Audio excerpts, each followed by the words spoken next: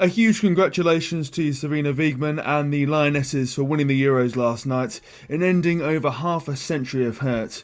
However, I fear that pain, suffering and hurt is only about to get started for one famous old F1 team that reside in Italy. Let's get started. Another race for the world's greatest driver, Juan Manuel Fangio. Former world champion Jim Clark leapt into the lead. That's Clark's Lotus going like a bomb. And James Hunt is the world champion by just one single point. By being a racing driver, you are under risk all the time. And if you no longer go for a gap that exists, you're no longer a racing driver. And that is Michael Schumacher ahead, the world champion. To become a four-time world champion, Sebastian Vettel, Lewis Hamilton, champion of the world. That's for all the kids out there who dream the impossible.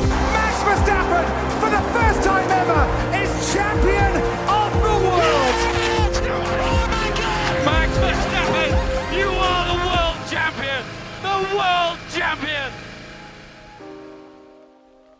Hello and welcome to episode 23 of F1 in Review, the episode in the hour where we look back at round 13 of the season, the Hungarian Grand Prix. Hello, I'm Tom Clabon and I'm back, and as ever I'm joined by Tristan Fancourt and Angus who held the fort so well in the last episode looking back at the French Grand Prix.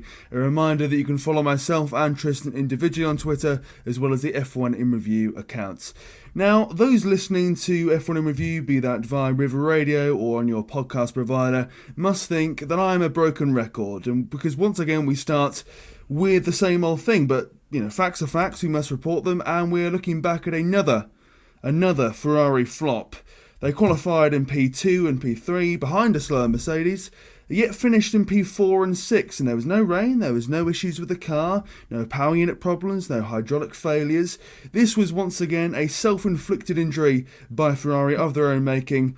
Round 1 of pit stops went very well, but then, you got to lap 30, you saw Leclerc going for a wonderful diving move for the lead. You thought, oh, here we go. Are Ferrari going to go and win themselves another Grand Prix and take the fight back to Red Bull after losing a bit of the mantle after they went on a good run? And, you got to the second round of pit stops and you had, let's say some people going, or should I say the vast majority of the grid, going for mediums. But the Ferraris thought that the hard, the more durable yet the slower tyre, and the one that's harder to fire up and rubber in, was the way to go for Charles Leclerc. And we look at a situation now where Verstappen's won another race. You have two Mercedes on the podium, and as I say, a thrown away chance for Ferrari. What do we make of that? Because we're once again having a conversation about Ferrari chucking away valuable points and the gap between Ferrari and Red Bull getting larger and larger, be that in the Drivers' Championship and as well in the Constructors at that. Well now, Tom, welcome back. It's great to hear your voice again. I think we've all missed it last week. It wasn't the same having to do the intro and doing the topics without you. So welcome return back. We got the trio back together. It's very nice to have you back. And as you say, massive congratulations to our Lionesses. Absolutely fantastic to watch them last night. It was such a great deal of sport going on yesterday as well, having the Formula One and then the Euros final. Apologies if you are not from Europe and have no idea what we're on about. We're talking about the European Championship Women's Football League tournament that was going on. But yeah, absolutely fantastic to watch that yesterday when they won. And now on to Ferrari. For God's sake, we always talk about Ferrari. It seems for the wrong reasons at the moment. And I just don't know what they're thinking at all. I thought the best bit, actually, yesterday for Ferrari was it looked like Matteo Binotto just got off the pit wall, the team principal Ferrari, and left. He did come back, but I thought he should have just left.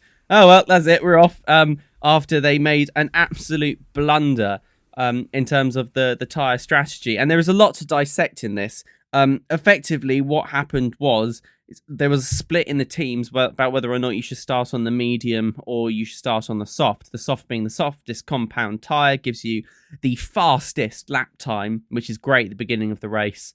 But of course, because it's really soft, it degrades really quickly, and so you have to pit earlier. The mediums, on the other hand, give you a worse lap time to begin with, but they last a bit longer, so you get a big advantage in terms of being able to do the overcut, being able to run longer than everyone else. And so Ferrari start on the mediums, and Red Bull start on the softs, and then Red Bull pit on the softs, and Ferrari think, oh, that's a good idea. We're on the mediums and they're on the softs. We better pit at the same time, losing all advantage of having the mediums. I don't know what they were doing. Why on earth would you do that? Because they should have run Leclerc longer. Why did they pit at the same time as Red Bull when they're on different tyre strategies? I know we say, Ferrari, can you just copy the strategy of Red Bull? But you've got to do it completely. You can't just copy when they pit. That doesn't work. And then when everyone else is demonstrating beautifully how bad the hard tyres are working for them, because the hard tyres work very nicely when it's very, very, very hot, and you can get that very hard compound very nice and squishy. But it was cold yesterday, and that was demonstrated nicely by people like McLaren, who put Ricciardo on the hards and it didn't work very well. And Ferrari looked at them struggling and went, yeah, I'll have some of that, please. And tried Leclerc on it. And so Ferrari pick the two slowest compounds. They go for the medium to start off with, pit at the same time as everyone else is pitting on the softs, and then chuck him onto hards, which just compromises his lap time completely. He starts sliding backwards, and so they then realise that mistake, and so they pit him for softs. So whilst everyone else goes for a lovely combination of soft and mediums, Ferrari decided to give it them all a go. Let's just keep pitting. In a minute, we'll chuck an intermediate tyre on. I was half expecting them to give the wets a go to see if whether or not that would work for him for a little bit better. After all, that is the softest compound you have. It was an absolute disaster. I honestly, we joke about the magic Ouija board being the way they should start doing their strategy. I think they should, because obviously the people that are currently watching the race aren't actually watching what we're watching. Any Ferrari fans out there, I'm so sorry that you have to keep watching this, because Charles Leclerc looked like he was ready to just punch the rest of the team in the interviews. He looked like he was 2 sentences away from having a small sob. A fun fact for you, by the way, after yesterday's race, is that Lewis Hamilton now has more podiums this year than Charles Leclerc does. That's incredible. Jeez. Wow. You wouldn't expect that, would you?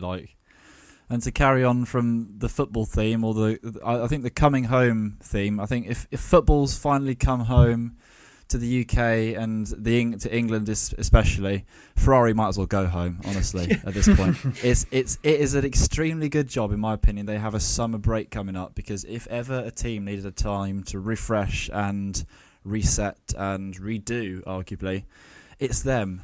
I mean, yeah, I don't even know what to say anymore. They had it, mate. They had it in the bag. They had them. They looked like they started off the race on a good moment, with good pace. Admittedly, took their time to get past Russell, but lap 31, Leclerc does a brilliant move around the outside of turn 1 to get Russell for the lead, and you think, right, there we go.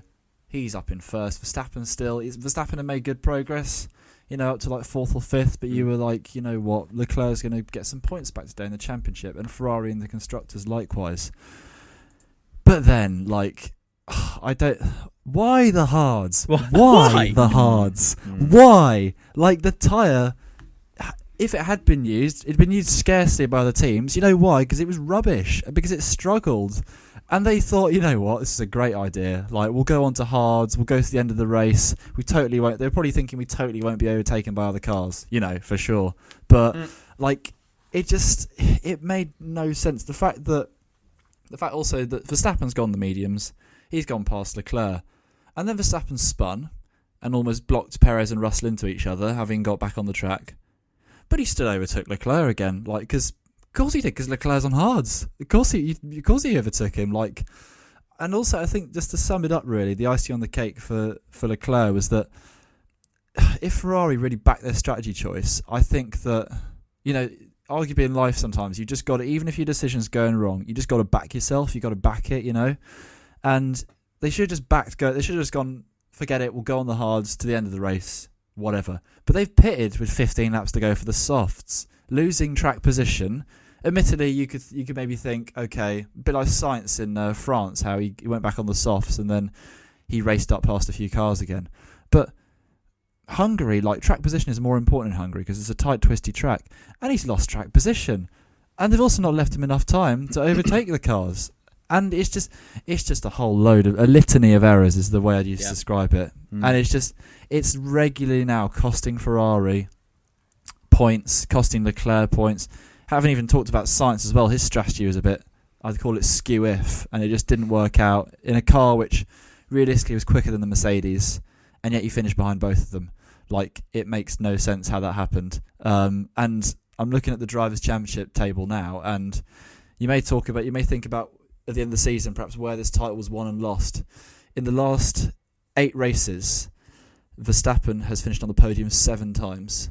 Leclerc has finished on the podium once in that same period, and that was his win in Austria. And that is down to reliability, and it's down to strategy decisions now on at least 2, 3, possibly 4 occasions, costing him. And it's just, you're right, Tristan, that for the first time after the race, the Ferrari drivers looked like they were in a proper mood about it, and like not trying to hide things. Sainz last week was kind of like, you know what, you give us too much chat in the media, you give us like too much stick, you say that we're rubbish, we're not idiots, we have a clue. That was a challenge, I think.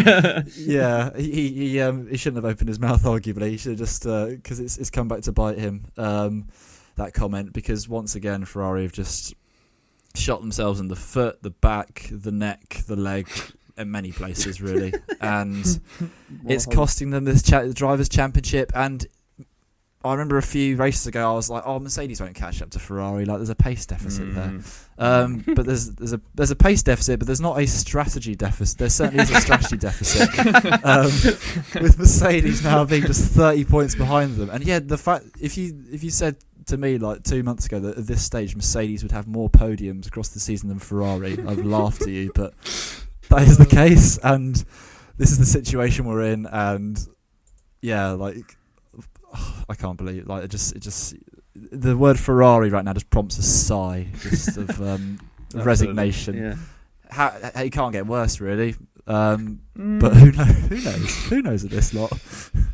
Yeah, I mean, I've completely lost confidence in Ferrari now. It's got to the point where if they were to be P1 and 2 for the remaining races, they'd probably win a tenth of the races they were in that regard, really. Like, it's just got to the point now where they are just such a laughing stock, and it's so sad to see, really. One of, if not the oldest teams in Formula One, with such a prestigious history, and it's had so many great drivers go there, and now it's ultimately become almost a graveyard for great drivers. We saw Vettel, who we'll talk about later, didn't go right there owing to, yes, some issues with the car, but also some strategy issues as well. You're seeing Leclerc, undoubtedly a great talent, and ultimately he's not been given the tools to finish the job, be that from the pit wall and the strategy. Sainz is no mug, as we know from his McLaren days. These are great drivers that ultimately are having their potential zapped away owing to, I don't want to go and say intentional errors or intentional mistakes, but looking at some of the litany of them, and when you consider that this is not an isolated incident in terms of a strategy screw-up, you think, well, what on earth is going on? Because we had something similar in Monaco, didn't we, where they needlessly pitted Leclerc twice and tried to make Sainz do similar. Not too dissimilar from Hungary in terms of a track as well. Very tight and twisty. Not many chances to overtake. You saw in France, for example, where Sainz was mid-battle, I believe for a podium position against Perez, and he was told during that battle, fancy coming in for a pit? I mean, this is just ridiculous. It's bordering on unprofessionalism, isn't it, really? I mean, it's just absolute laughingstock. I mean, add to that as well, power unit issues. Yes, 1 or 2 driver issues in terms of errors, where we saw France and Austria as well. But at this point, I remember a while ago, back in 2020, I think, when they had that awful season, we posed that question of, do we think the head should roll at Ferrari? Is enough? Does there need to be changes? And I think from memory, we all agreed on the idea of, no, it's a bit too soon, to be fair. they are owed a poor season after the controversy of 2019. Give them some time and they'll put it all back together type of thing. And looking at the start of this season, as echoed by yours truly, and I think everyone else, they did look like they were going to put it back together and be a serious force in Formula One. I thought, how on earth have Ferrari not won themselves a championship, be it drivers or constructors, previously, when they've got so much money behind them, such great drivers, all this sort of stuff. But now we're seeing why, aren't we? Because in many cases, the personnel is what's wrong. And in my view, if heads don't roll during the summer, if there's not a change in key positions, then you've got to pose the question, are Ferrari serious about being world champions in either constructors? Because it doesn't take a genius of Formula One to look at the current picture and go, something's wrong, something seriously wrong. Because if this was the 2020 car or the car from the 80s, which we are told is so awful, you go, oh, well, fair enough then. If strategy was great, we'd still only be 5th at best, 6th, 7th, just getting into the points, fine.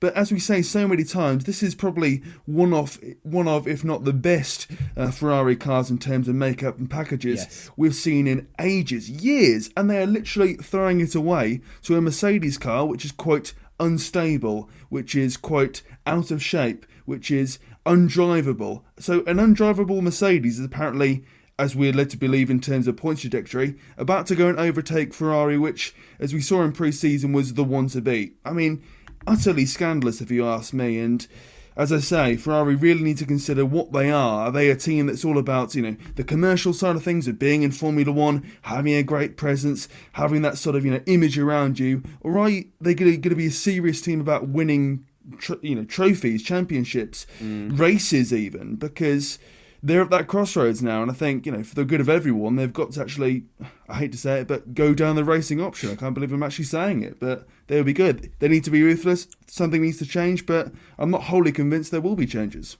It's odd because people have been moaning in Formula One that there's not enough strategy anymore because we got rid of things like refueling, which is something that used to happen. Imagine if Ferrari had to deal with refueling at the same time as they had to manage what they were doing with their tyres, because I don't think they'd even complete a race.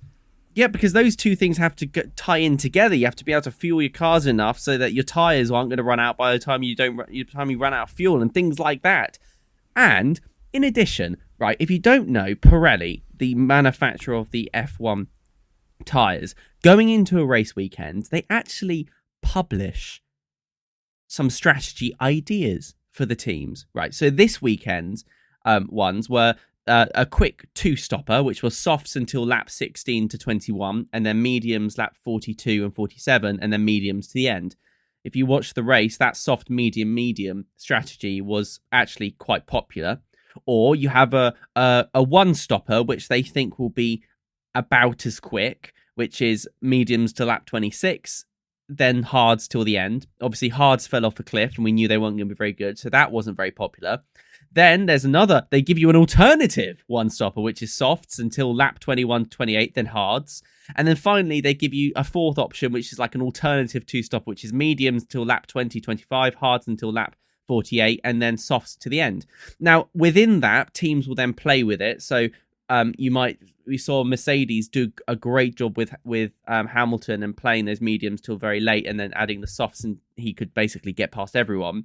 But oddly enough, Ferrari's medium hard was not featured right anywhere in Pirelli's strategy there. And that should give you some clues as to the popularity and success nature of your strategy. Because even Pirelli, right, when they're publishing the data, they publish these strategies with the idea that the tyres will get into their optimum running speeds. So even with the notion that these hard tyres would be amazing, medium hard was always going to be slower. That's what they said. They basically said it's never going to be faster. And yes, they get it wrong. But my God, Ferrari, why didn't you compare the two? Half the job is often done for you by the fact that the teams around you demonstrate successes and failures in strategies. You can react to the fact that someone's tried the hards to give it a go and see if they'll perform brilliantly if you're at the front. And Ferrari were at the front. They had all the luxuries. But to be honest, guys, I think it was lost for Ferrari when they pitted Leclerc off the medium tyres at the same time as Red Bull pitted the soft.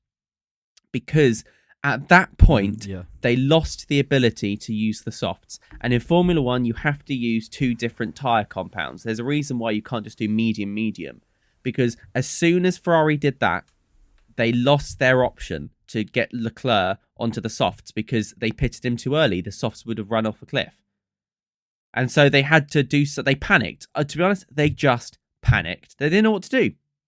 But I think Ferrari are going to have to, as you say, Tom, definitely come up with something different and try different strategy, team.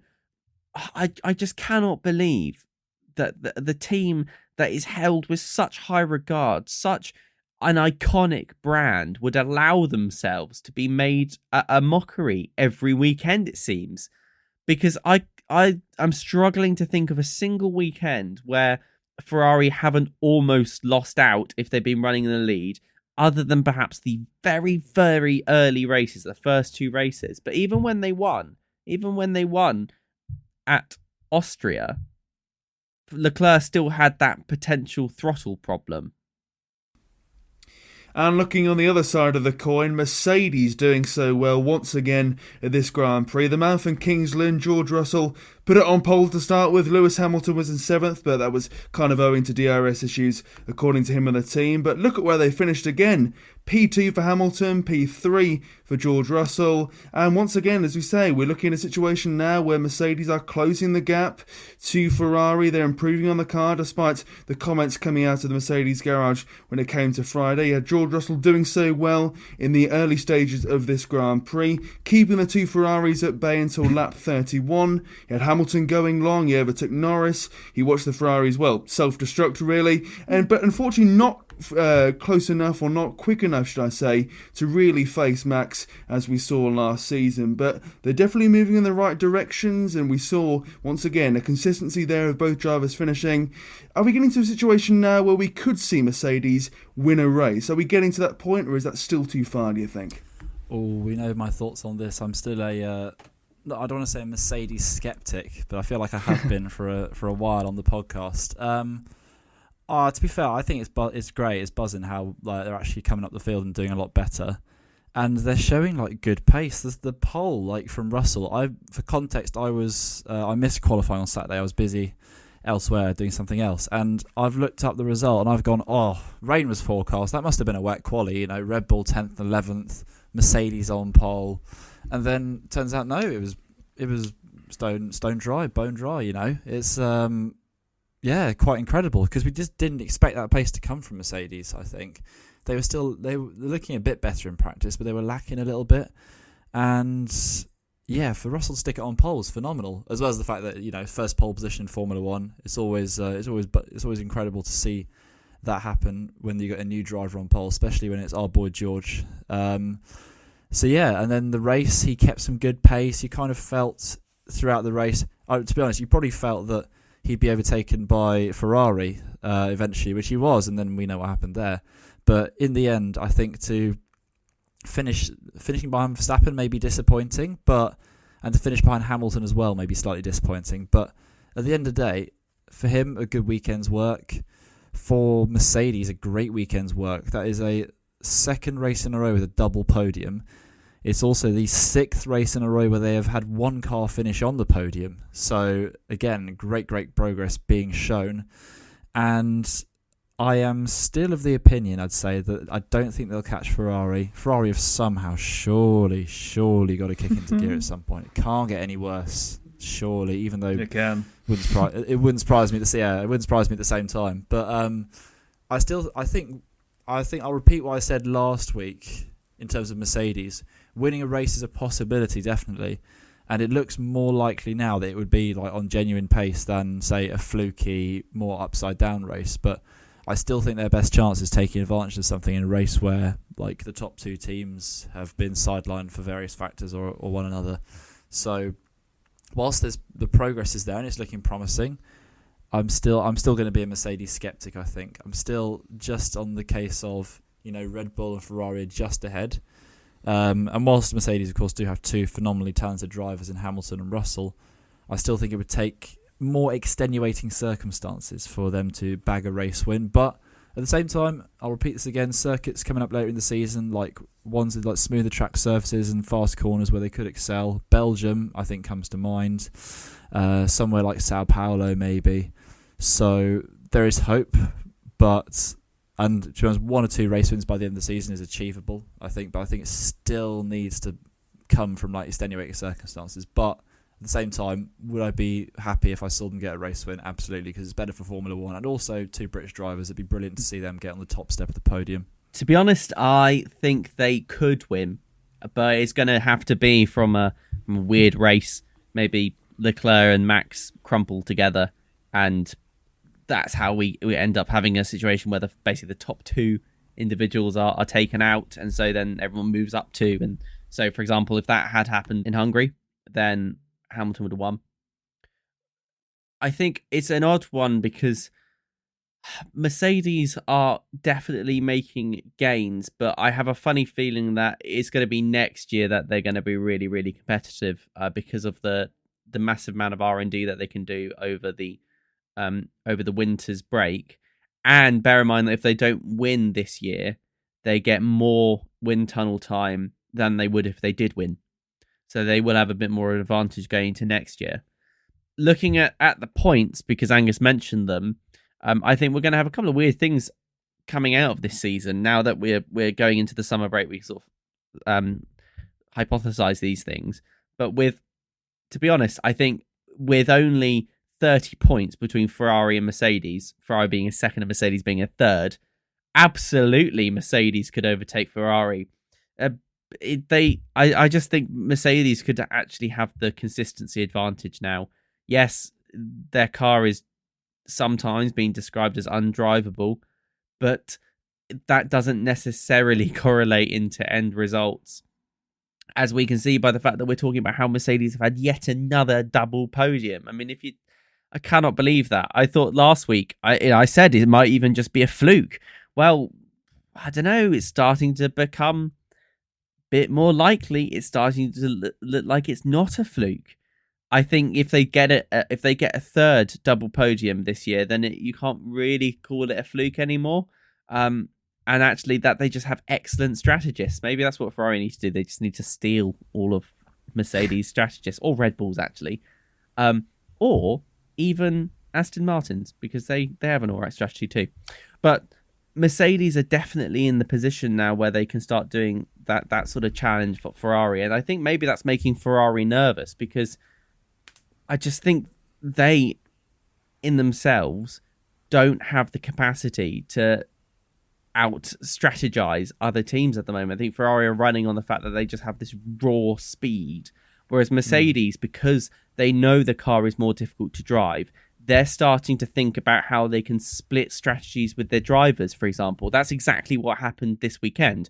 Right? George Russell was overtaken by Hamilton in the end because Hamilton was given the medium tyres to go much longer, and then was pitted onto softs, and then was a second and a half quicker than the rest of the pack for the last sort of 15 laps, which got him a massive pace advantage. Whereas George Russell was having to cover what Red Bull and Ferrari were doing, and so was left on the mediums to basically get him to the end because he didn't have the softs open to him. And so Mercedes basically had a double strategy idea there, where they had Hamilton gunning for the outright speed, which was a bit more risky, but George having a more conservative strategy that guaranteed him in the end a place on the podium.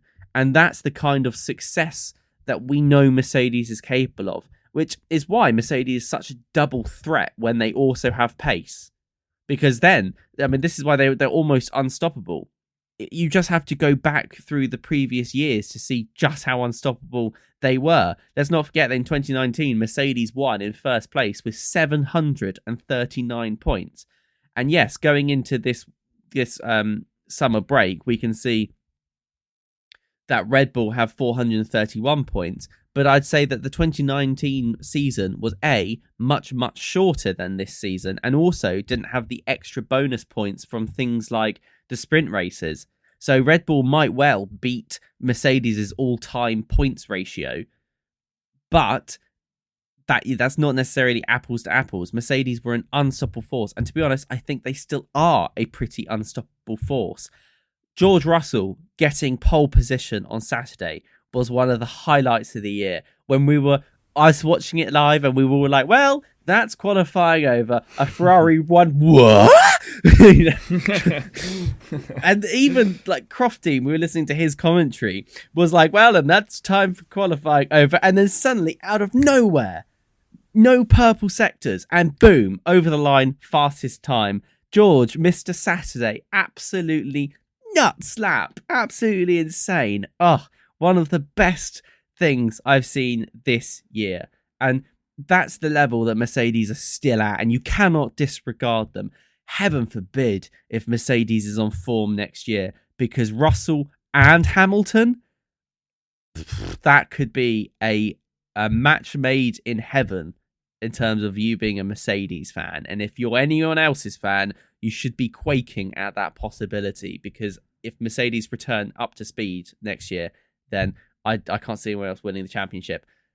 However, that's next year. And this year, I think they're going to maybe come in second after all that, because Ferrari seems to have decided it doesn't really fancy taking first or second. It just wants to slip back.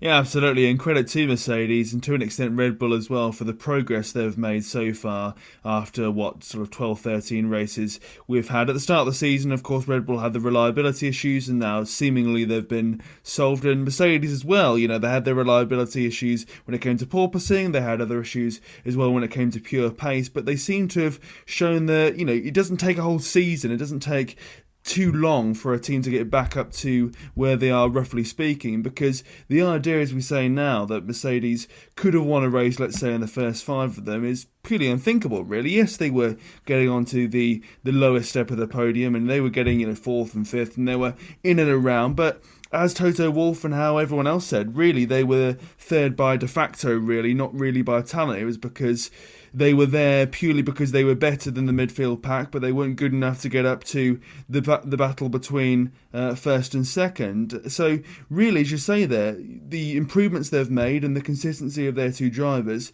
they really are the ones to watch, I think, for the remainder of this season and next season moving forwards. And we're seeing, once again, George Russell is proving his worth when it comes to not only qualifying but also race pace as well. Holding those 2 Ferraris off for the slower car is an achievement in itself. But as we say, imagine what he could do in a faster car there as well. And this whole myth as well about Lewis Hamilton, quote-unquote, losing it, not having the ability he once had, is obviously flies in the face of what we've just seen in the last 2 races. He's not gone, he's always been there very much, but it's the issues he's had with the car and the porpoising and all the rest, and just having a slower package, which has really hampered him. But I would be somewhat disappointed, really, if Mercedes don't go and win a race, and I realise that's a lot to ask for from the context of this season, because on paper you've got 4 drivers that should be ahead of at least one of those cars, but we're seeing issues with Ferrari. We've seen a bit of a tailing off, you could argue, from someone like Perez in that Red Bull. He's not done anything wrong per se, but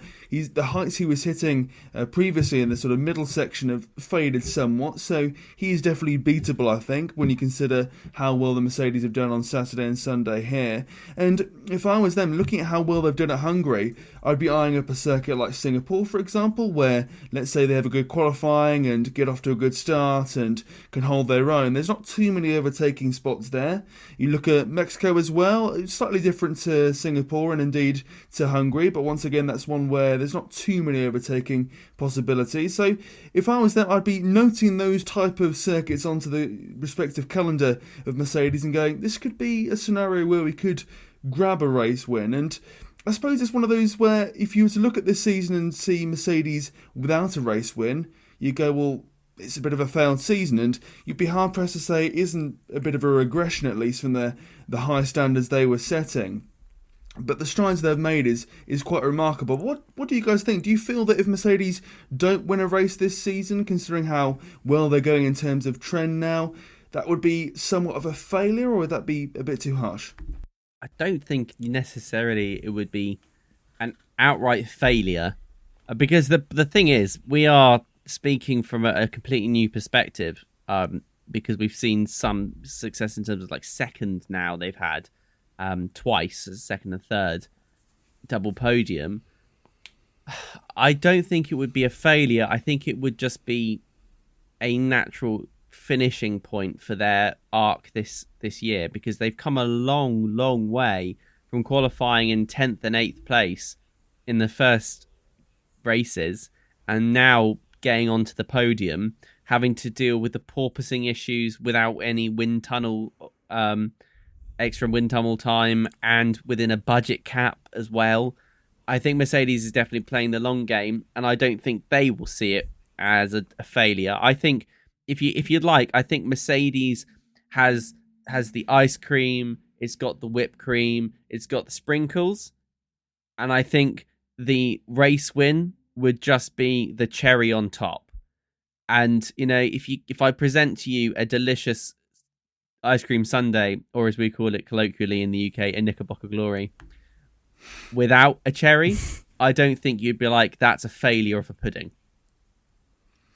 No, but then again, that's like Gordon Ramsay presenting something that's semi-half baked by his standards. When you say, no, I don't think so. I think it can be a delicious pudding nonetheless, keeping up with this pudding analogy. And it depends what you started off with. Like if I gave Ramsay a whole load of terrible ingredients and he managed to make something half decent out of it, you'd be like, wow, that's all right. That's all right. I think that's the thing. We have to measure the starting place of Mercedes this year. Remember, Tom, we are just so used to this Mercedes, and it wasn't always like this. Going back before the new turbo hybrid era, back to when other Schumacher Senior, Michael Schumacher, was racing for Mercedes with Nico Rosberg, they weren't really taking race wins then, and they build themselves up. This is a completely new era, and by that measurement, everything they did before is sort of nullified. And that's, I think, the whole problem with a team like Mercedes is they've just been so successful that as soon as the rules and change and the carpet gets whipped out from underneath their feet, then everyone's like, well, hold on a minute, you did really well last year. And of course, you can't necessarily measure their success. So I think, to be honest, as I say, it would be the cherry on top, but I don't think it would necessarily be a failure. Red Bull and Ferrari are just so fast. Red Bull especially, like Max is so fast. And is there going to be a weekend where both Red Bull mess up and Ferrari mess up with both their drivers? That would have to be a pretty damn special weekend. And then I kind of put it to you that in that scenario, it's basically a free-for-all in terms of the midfield, right, after that. A race weekend where Ferrari mess up with both their drivers? What? No, to be fair. It couldn't happen. But honestly, it can happen. I've heard about it in the past. I think that, to answer the question about failure or not, it depends who you ask. If you're a Mercedes employee or if you're a Toto Wolff or a driver, you see this as a failure because you expect to win races in that team. And even after pre-season, you probably think, well, we're behind, but we'll catch up, But based on the start they had, and based on things like they've been way off it at points this season. Yeah, they've actually had the two things you can give them credit for is that one, they've been there in the right place at the right time, and two, they've been bulletproof when it comes to reliability. The only retirement they've had all season has been Russell's crash on the first lap of Silverstone. The only other non-points finish they've had was Hamilton finishing 13th in Imola. Every other time, both cars in the points, every race. So that is something to be considered a success, I think. Even at their lowest point of literally their lowest point in the last 10 years, they've still got that level of consistency. And there have been points where, for example, I remember Saudi Arabia, where they were probably the fifth fastest car, even behind Alpine and McLaren. And that was the one, I think, where Hamilton went out in Q1 or finished like 14th or 15th in Q2. So they've had some proper stinkers this season. So if they were to come from that and even get to within a whisker of a race win or getting regular double podiums, arguably some would see that as successful. But I think for them, based on high expectations from previous years, they may see it as a failure. But at the same time, that harsh judgment, that harsh attitude they have towards their own performance is why they've been the benchmark for many years. So maybe it's the right one to have. Maybe it's the right one for them to consider their season a failure. I have a question in return, though, I think, because I was thinking about this before you interjected, Tom, which which is, we know Hamilton's on a 2-year contract. If they don't win this year and everything's hinging on next year, do you think Hamilton will sort of see it as maybe sort of time for him, and he could well retire, as at the end of not this season but next season? I think, my views on Lewis Hamilton and how long he'll stay in Formula 1 haven't really changed. Being 37 years old now, we're seeing some people carry on after that, but naturally with age comes a shelf life, really. And I think Lewis Hamilton is one of those drivers who'll only be in Formula 1 when he knows he can go for race wins and he's at the very top, although a lot of people say that. I think he's cut a bit differently in that regard. So I can see him leaving at the end of his contract. I think he understands in many ways, as we spoke about with the regulation changes, with Mercedes just, having an off-season really after so many years of dominance. I think he very much accepts that's how it is, but moving forwards, we know he has different interests outside of Formula 1. We know that he is a great ambassador for many other things, and that his voice won't disappear from the sport more generally. But coupled with that, the fact you've got George Russell doing so well, a serious competitor on his day when it comes to Lewis Hamilton, someone who can definitely beat him, as we've seen, and he's only going to get better. I think that is a real shock to the system because, as we say, Hamilton has previously gone up against one other person, but now you've got George Russell, you've got Leclerc, if everything goes right with Ferrari, you've got Verstappen, you've got Norris. There's so many young drivers that are building up to their climax and to the peak of their powers. And I think Hamilton's no fool insofar that he's not going to stick around in Formula 1 because he finds it, as a hobby or just enjoys it in that regard. He wants to be there to win, and I think the window of him doing that is closing. Next season could be very good. He could get that World Championship. But once again, the whole landscape, the whole dynamic about which he'll be fighting that World Championship in versus, let's say, 2020 and 21 when it was Hamilton and Bottas. But moving forwards, if Mercedes are, let's say, the top of the pile or competing for that, it will be Hamilton and Russell going for that championship, not just Hamilton going for it. So that changes the dynamic, I think, there, and that's discounting as well other teams not being at the races and regressing from their current standpoint. I don't see Red Bull, for example, getting any worse. Surely Ferrari can only get better as well. And then you've got the midfield teams like McLaren, for example, which have a lot of cash behind them, and Alfa Romeo seemingly as well, with Bottas and the money from Guan Yu Zhou and the talent there as well. So it's a very competitive field moving forwards, and I don't think Lewis Hamilton is going to be one of those drivers where he's happy to sit in the midfield, but I could be proved wrong. We're seeing with other drivers, which we'll speak about a bit later, they're going on to 40 plus, so it's not impossible, just unlikely, I feel. What did you think about Mercedes not employing team orders during the race when Hamilton was behind Russell fighting for second? I think many of us, me included, were expecting to hear the engineer go on to Russell and be like, we're not fighting Hamilton behind, we'll let him go. And of course that didn't happen. What do you think that tells us about Mercedes this year? Well, I think the context is key there because you had the Ferraris imploding in one regard. You had Verstappen impossible to catch with the pace that he had and the gap there. And you saw as well that Perez wasn't, too much of a concern there. So I think it's one of those, context is key because it wasn't a do or die situation. They did have a bit of freedom, a bit of latitude really to allow the two to fight. But I think, going on from the previous point for myself there, it feeds into the whole new dynamic of Mercedes. It's no longer the Hamilton show. They can no longer treat George Russell as they did Valtteri Bottas, with him being a good wingman, because George Russell is the future, be it now or be it moving forward. So I think it was good they let them fight, but I think we shouldn't be fooled that this is going to be an equal Mercedes garage where there is no team orders. I think the cars just fell right, really, for them to allow the drivers to fight in some regard and to give the face at least that it's equal. But when it comes to a crunch time, when it comes to them at the front, you could see something rather different happening in regards to both the team orders and also how the drivers race, really. The four-time world champion and current Aston Martin driver Sebastian Vettel has announced he'll be retiring from Formula 1 at the end of the season when his contract runs out. He leaves the sport aged 35, the third or joint third most successful F1 driver of all time if you're judging it by Drivers' Championships. He's level with Alain Prost there, and I think it was no surprise to those in Formula One, fans of it, maybe to his own garage, that the German would depart with immediate effect from the sport. There was a lot of negative noises coming out from him, most recently about F1 stewarding, how the sport handles discrimination, about the impact the sport has on climate change and the environment, as well as his team's own performances, really, which have, let's be fair, been underwhelming at best. But, regardless of the facts as they are, it's undeniably a sad state of affairs to see him go at the younger age of 35, when you consider that those are the drivers are going on to, in some cases, 40 plus.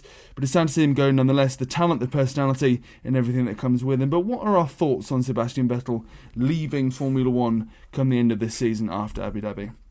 Well, I think when it comes to Vettel, we're not surprised he's going. And if you're sitting there thinking, hold on a minute, you've missed a key piece of news this week, which is Alonso's announcement to replacing him. Don't worry, we will be discussing that, but we can't this week because we don't have quite enough time. So instead, we're going to tease you with the notion of discussing it, and you have to come back next week to hear what we actually think about Alonso. But no, we're focusing on Vettel because Alonso can wait. There's, we've got three weeks of summer break. There will be plenty of time to discuss that particular segment of Formula One news.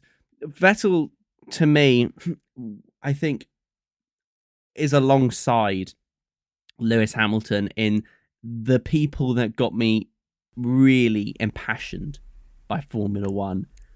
I did not like Vettel when Vettel was winning for Red Bull.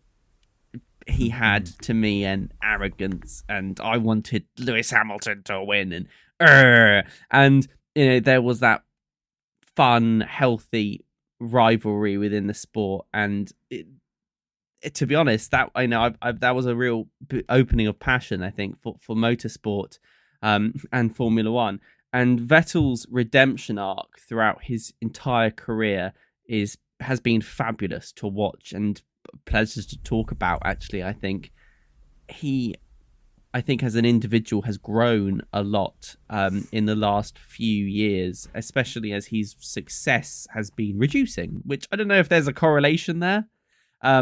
But I think when we thought about Vettel going to Ferrari and his potential for wins in 2019, and of course that didn't really happen, I think for Vettel, that was the end for Vettel. His move to Aston Martin, if I'm brutally honest, I think looked more like a retirement option for him. Coaching Lance Stroll and trying to get some more performance out of the team.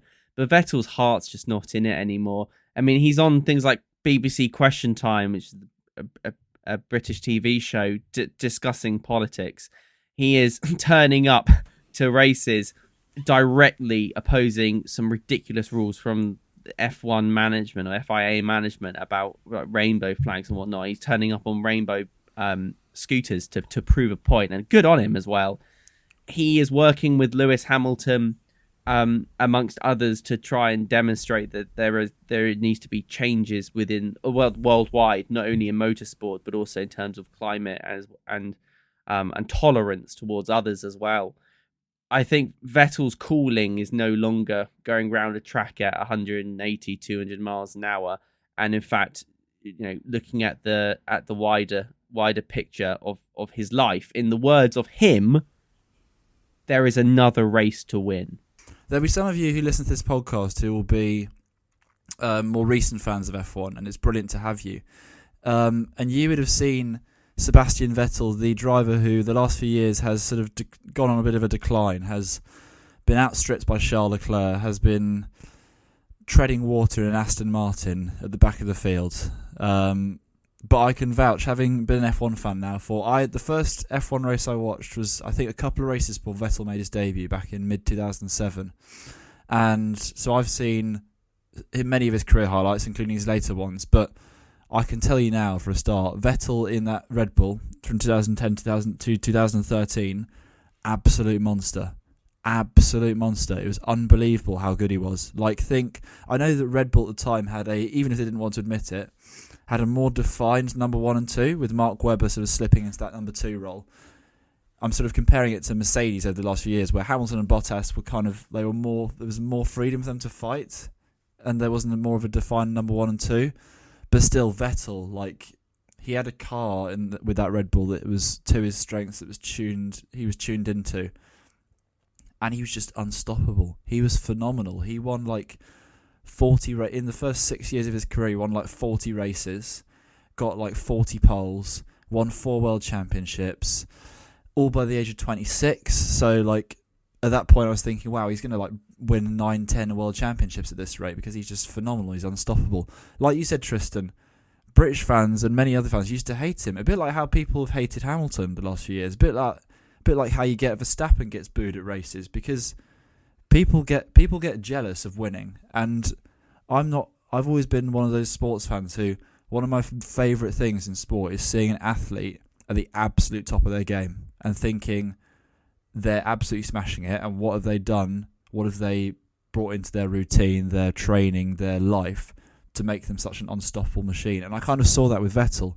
I was left there just in awe at this driver who was just absolutely unstoppable. He would take pole position by like half a second, 0.6 of a second, in admittedly a faster car, but he'd smash his teammate Mark Webber. He won 9 races in a row in 2013. 9 in a row. They came back after the summer break, and he won every single race to the end of the season. Imagine now if we went back after the summer break and Verstappen or Leclerc won every single race. Like, it doesn't, like, it's impossible. It's not going to happen. But Vettel did that. Has all the youngest, until Verstappen came along, had all the youngest ever records in Formula 1 history.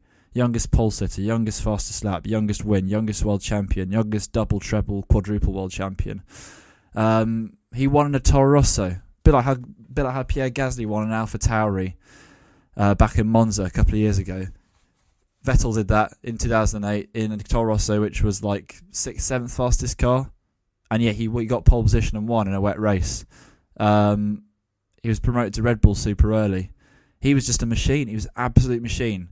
And then it's almost like his career like went out of control, spiraled in a good way with so much success, and then it just went completely the opposite way after that. Not that he was terrible for the rest of his career, but he found himself in cars where they weren't as much to his liking as that Red Bull, that initial Red Bull, and whether it was Red Bull, Ferrari, Aston Martin, he just never got that same sweet spot back. And it's not like, again, at Ferrari, he won like 15 races, I think, something like that, across 5-6 years. It's not bad going at all, especially in an era of a Mercedes domination. But it was never the same. It was never the same as that high point. And it's not often you often see drivers where the high point of their career is like their late 20s, early 30s. His peak was literally before he was 26. Like, that's how good he was early in his career and how much he hit that sweet spot. It's scary to think what might have happened if he'd had a good car between when he was 26 and when he was like in the last few years. He could have wiped the floor with F1, smashed every record. But like you said Tom at the top, he ends with 4 world championships. If you look at all the statistics in F1 history, only Hamilton and Schumacher have won more races. Only Hamilton, Schumacher and Senna have got more pole positions. And only Hamilton, Schumacher and Fangio have more world championships. Like, that is a hell of a record. He goes down, whatever you say. I completely get it if you were to say, oh, he's not one of the absolute greatest because he had like a fall from grace and he had some tough periods, but he's undoubtedly one of the best of all time. Just for like his ability, that period in the Red Bull was just incredible, and that's just the F1 side. I'm sure one of you guys could go on and talk about all the stuff he does, all the great stuff he does off track as well now, with all his support of taking the knee and LGBT rights and stepping up that way, which has gained him so many followers from a younger generation. So yeah, his impact on the sport, quite incredible, really, if you sum it up. Yeah, definitely. I mean, similar to yourselves, I was a Hamilton and Button fan. Any British driver, really, when I joined the sport in 2007. And there was Alonso, there was Massa, there was Webber. They were all the ones that threatened to take the crown away from our beloved Brits. But he was the first one that I really feared. When Vettel was on his day, when Vettel was in that Red Bull car between sort of 2009 to 2013, you thought, okay, here we go. This is going to be a real fight on our hands, be it against Hamilton or be it against Button. And his talent is undoubtable, really.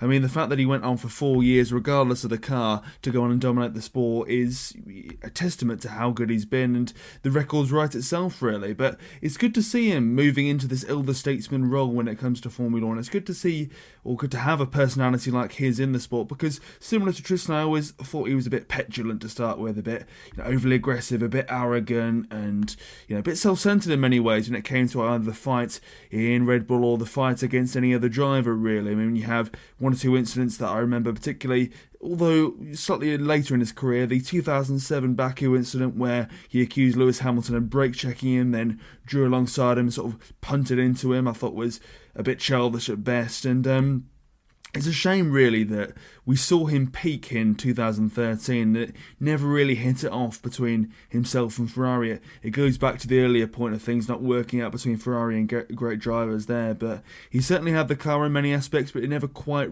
worked as it did with Red Bull there. And I think, really, he failed to cope with the young and hungry talent of Charles Leclerc that burst onto the scene there, and that really took him by surprise. I mean, you could measure his downfall, I guess, or the start of the spiral from Hockenheim 2018, when he had that lead in the Ferrari and crashed out in the mizzling conditions. You had the spin in Monza in 2019, where he quite dangerously rejoined the track and got many points on a super licence there.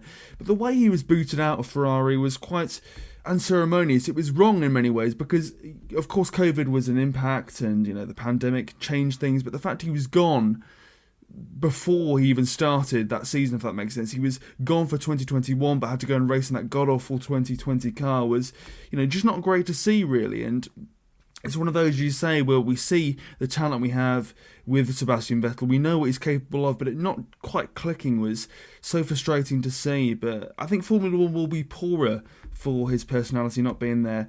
The fact that he's raising so many key issues there about, Black Lives Matter, LGBT rights, and the rights of everybody, really, equality when it comes to Formula 1, and also the climate change angle as well is such an important conversation Formula 1 has to have moving forwards, whether it likes it or not, really, because it is a gas-guzzling enterprise.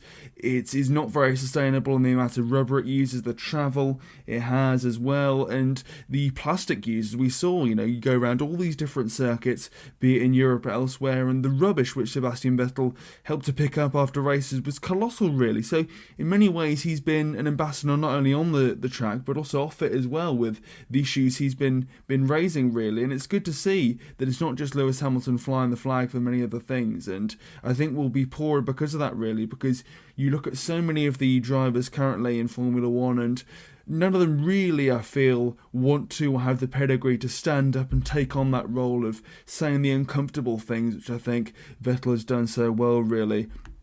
But similar with his fall from grace with Ferrari, I think we all knew how it was going to end with Aston Martin, really. It was one last roll of the dice, one last hurrah that we could see a rejuvenated Sebastian Vettel after one that had, fallen away so badly in the latter years of Ferrari there. But realistically, it just hasn't worked out, has it? Looking at 2021, for example, he scored points 7 times out of 22 races. That's roughly a third. Of course, you had the P2 at Baku, which was a great flash in the pan moment, but just that, really. And this season it's not going much better. The team, in my view, is going backwards. Points 4 times out of 12 races, that's roughly a third again. But it's a shame that we didn't see more of Vettel at his best, because when we saw him at his best he was a force to be reckoned with, really. But I think he's doing the right thing. He's graciously bowing out the sport when he realises that the gig's up, really. And hopefully his trajectory in terms of what he's done for the sport, the length he's been in it, the role he's played, be that the racer and the ambassador, and knowing when his time's up, will serve as a nice blueprint, really, to drivers moving forwards, the younger ones, to know that it's okay sometimes not to win everything. It's okay to realise that there's some races and other things that you just can't win, and that's fine, that's how it is. But certainly be missed. When you consider, as I say, that he's bowing at age 35 and you've got some drivers racing to 40 plus, it is a shame that we're seeing him leave this soon, but you can understand why, really. Well, it seems that's all we've got time for in terms of episode 23 of F1 in Review. Thank you very much for listening to this one, be that on your preferred podcast provider, albeit live or via the listen back feature of River Radio. A reminder, you can follow myself and Tristan individually on Twitter, as well as the F1 in Review account, all one words, no hyphens, no underscores, no nothing, just that if you want to follow us on Twitter there. We do post the episodes after they have been published on there, so if you want to scroll back and listen to a few, by all means, you're welcome to do so. And now, as we say, we're heading into the summer break where a lot of business is to be done, and some already done in many cases where we're looking at Aston Martin. Of course, we have that Fernando Alonso move from Alpine to Aston Martin. We'll be discussing that more come next episode, and no doubt along with all the other news and topics and movers and shakers, if you will, of Formula One is to come before we speak next. But until next time, thank you very much for listening, and we'll see you next episode.